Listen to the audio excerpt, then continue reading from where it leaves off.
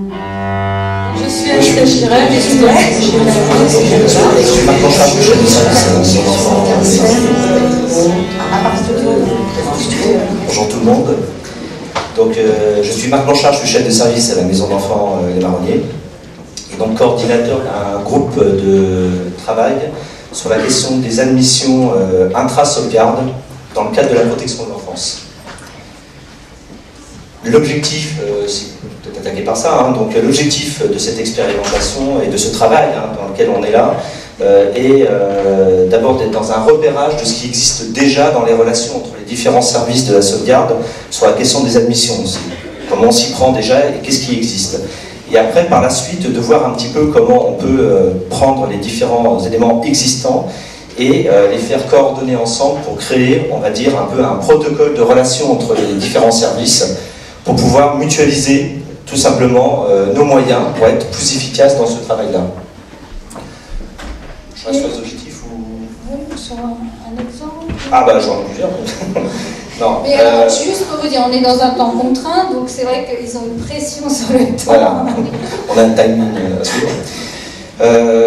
En fin de compte, sur le groupe de travail, on a eu deux temps, on va dire, qui ressortent principalement, c'est-à-dire un premier temps où, comme je disais tout à l'heure, on a fait un état des lieux, et sur l'état des lieux, on a pu déjà repérer les différents fonctionnements, parce que d'un même sujet, on va dire, on voit que chaque service a sa méthode d'admission, et puis on a pu voir aussi qu'il fallait se mettre aussi d'accord sur le vocabulaire qu'on utilise, parce que d'un service à l'autre aussi, des fois, les mêmes mots ne veulent pas forcément dire la même chose dans des procédures. Et puis, en dernier point, en faisant cet état des lieux, on a vu qu'il y avait des choses qui fonctionnaient déjà très bien. Et puis, par contre, il y avait aussi des manques, des ratés, des choses vraiment importantes, liées à des problèmes soit de communication, voilà. Et dans un deuxième temps, ce qu'on a fait, c'est qu'on a eu la chance de pouvoir utiliser une situation réelle, d'une passation d'un jeune, d'un établissement à l'autre, au sein de la sauvegarde, et puis de pouvoir étudier un petit peu tout le protocole qui a été suivi, pour voir déjà si on était rattaché au protocole initial, et puis de repérer les différences, et de voir un petit peu comment les choses ont pu se construire. Et par exemple, ce qui était intéressant, c'est qu'on avait repéré que le fait de se connaître d'un service à l'autre en amont, c'est intéressant. Ça, c'est vraiment très très bien.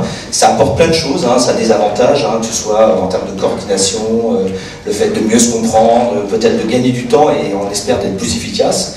Mais par exemple, ça a aussi des risques, c'est-à-dire que d'aller trop vite pour l'usager, de ne pas forcément penser la famille au bon endroit, et puis peut-être même voir de squeezer l'ASE au bout du compte. Parce qu'il faut que dans notre processus là, de pensée, il faut que l'ASE soit toujours présent et de savoir où on le place. Ça, c'est vraiment quelque chose dans lequel on est vigilant.